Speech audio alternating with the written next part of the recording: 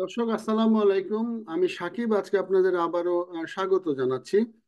আপনারা জানেন যে কানাডার ইমিগ্রেশন অত্যন্ত সংকোচনমূলক নীতিতে যাচ্ছে, অর্থাৎ ইমিগ্রেশন একেবারে কমিয়ে দিয়েছে কানাডা বিভিন্ন জায়গায়, এবং আমাদের ভিডিওগুলি দেখছেন। এবং আজকে একটি খবর নিয়ে আলোচনা করব যে সেটা হচ্ছে যে কানাডার অন্যতম একটি জনপ্রিয় program Manitoba provincial nominee program, সেই নমিনি প্রোগ্রামের অর্ধেক তারা কাট করেছে।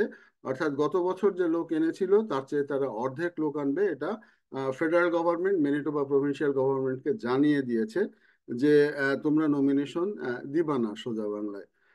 তো তার আগে বলি, যারা আমার চ্যানেলটি দেখছেন দয়া করে সাবস্ক্রাইব করে দেখবেন, কমেন্টস করবেন, লাইক দিবেন।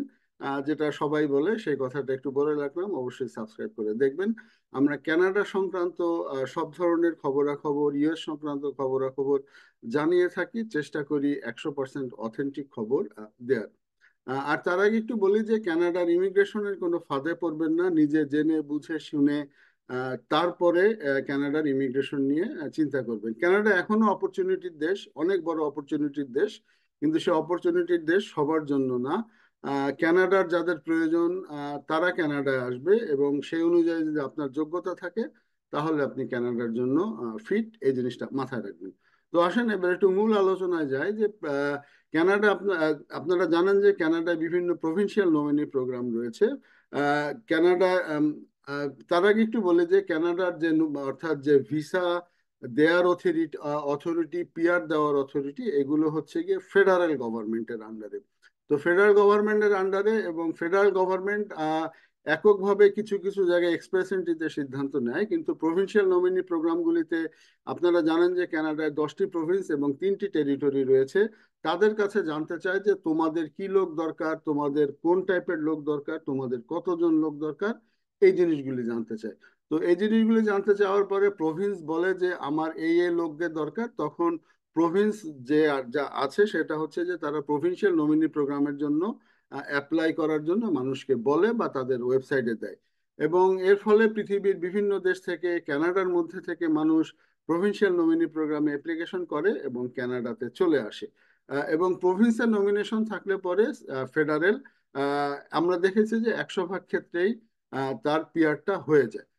এখন এটি একটি অত্যন্ত জনপ্রিয় প্রোগ্রাম, প্রায় 20 বছর ধরে এই প্রোগ্রামটা চলছে, ম্যানিটোবা প্রভিন্সিয়াল নমিনি প্রোগ্রামের। এবং আমরাও এই ম্যানিটোবা প্রভিন্সিয়াল নমিনি প্রোগ্রামে আসছি, আমি ব্যক্তিগতভাবে বাংলাদেশ থেকে পিআর নিয়ে আসছি। তো এবং অনেক স্টুডেন্টরা এই ম্যানিটোবা প্রভিন্সিয়াল নমিনি প্রোগ্রামে এসে আজকে কিন্তু ম্যানিটোবায় আছে বা কানাডায় আছে। তো এইবার গতবার প্রায় 9,500 বা 9,000-এর কাছাকাছি 2024 সালে প্রভিন্সিয়াল নমিনি প্রোগ্রামে গভর্নমেন্ট, অর্থাৎ ম্যানিটোবা প্রভিন্স বলেছিল যে আমার 9,500 লোক লাগবে, এবং তাদের কাছে যারা অ্যাপ্লিকেশন করেছিল তারা ফেডারেলের কাছে পাঠিয়েছিল, এবং ফেডারেল যথারীতি তাদেরকে অনুমতি দিয়ে দিয়েছে, এবং তারা 9,500-এর মতো মানুষ গত বছর পিআর পেয়েছে। কিন্তু এই বছর সংকোচন নীতির কারণে অটোয়া থেকে, অর্থাৎ কানাডার রাজধানী অটোয়া, যারা মেইনলি মানে শেষ সিদ্ধান্ত দেয়, তারা জানিয়ে দিয়েছে যে না, আমরা আর তোমাদের আর এইবার এত দিতে পারবো না, অলমোস্ট অর্ধেক তোমাদেরকে আমরা অ্যালোকেট করব।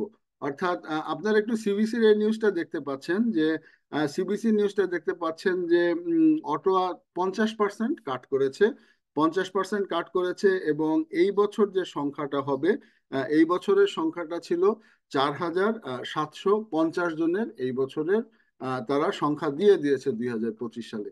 তো 2025 সালে যে 4,500 4,750 জনের যে সংখ্যাটা দিয়েছে, যার ফলে কানাডার মিনি ম্যানিটোবার ইমিগ্রেশন মিনিস্টারের দেখছেন, উনি একজন আদিবাসী, ওনার ছবি দেখছেন, এবং উনি এনডিপি গভর্নমেন্টের প্রতিনিধিত্ব করেন, চমৎকার একজন মহিলা। তো উনি আসলে জানিয়েছেন যে আমার এই সংখ্যায় হবে না, আমার অ্যাট লিস্ট এই বছর অনেক সংখ্যা লাগবে, অর্থাৎ প্রায় উনি খুব সম্ভবত 12,000-এর মতো সংখ্যা বলেছেন যে আমার 12,000 লাগবে। কিন্তু ফেডারেল গভর্নমেন্ট বলে দিয়েছে যে না, 12,000 না, তুমি 4,700 যেটা বললাম এর সংখ্যার বেশি তুমি পাবা না। তো এই নিয়ে হচ্ছে এখন ম্যানিটোবার লেবার মার্কেটের সংকট দেখা দিবে। ম্যানিটোবার লেবার মার্কেটের সংকট দেখা দিবে ম্যানিটোবায় কাজের লোক খুঁজে পাবে না এই প্রভিন্সিয়াল নমিনি প্রোগ্রাম যদি কাট অফ করা হয়।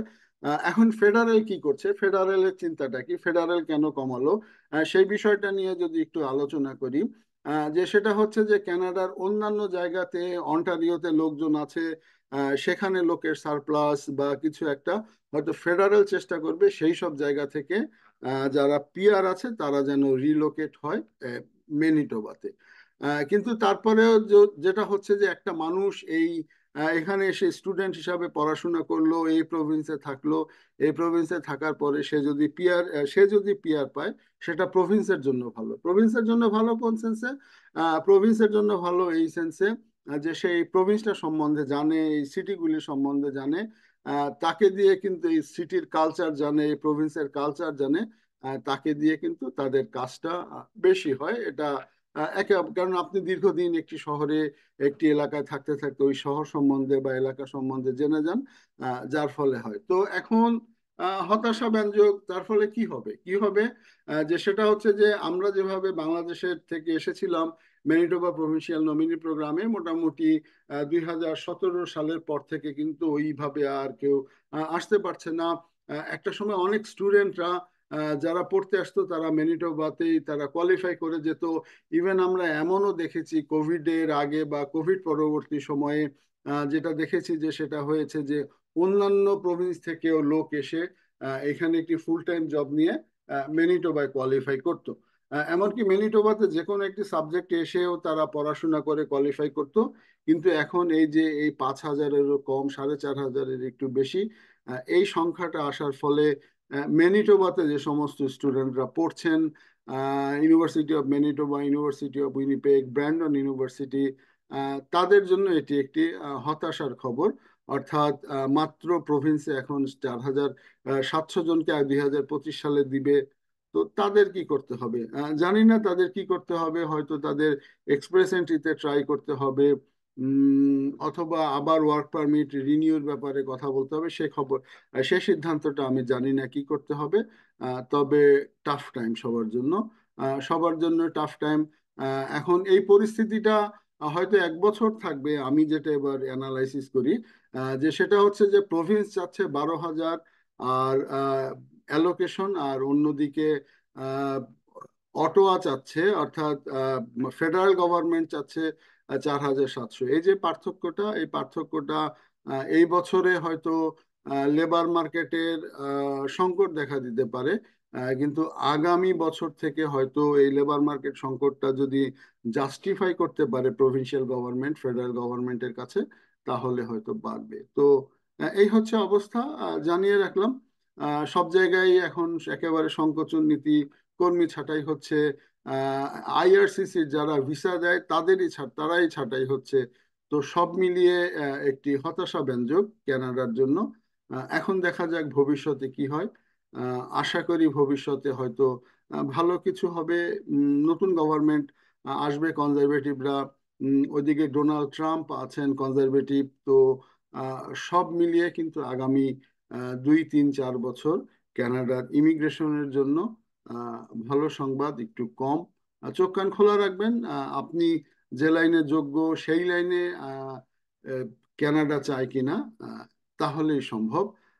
অন্যথায় আসলে একটু জেনে বুঝে শুনে তারপরে আসবেন। বিশেষ করে যারা জব ভিসার কথা বলেন, জব ভিসা এখন বাইরে থেকে সম্ভব না, অলমোস্ট ইম্পসিবল।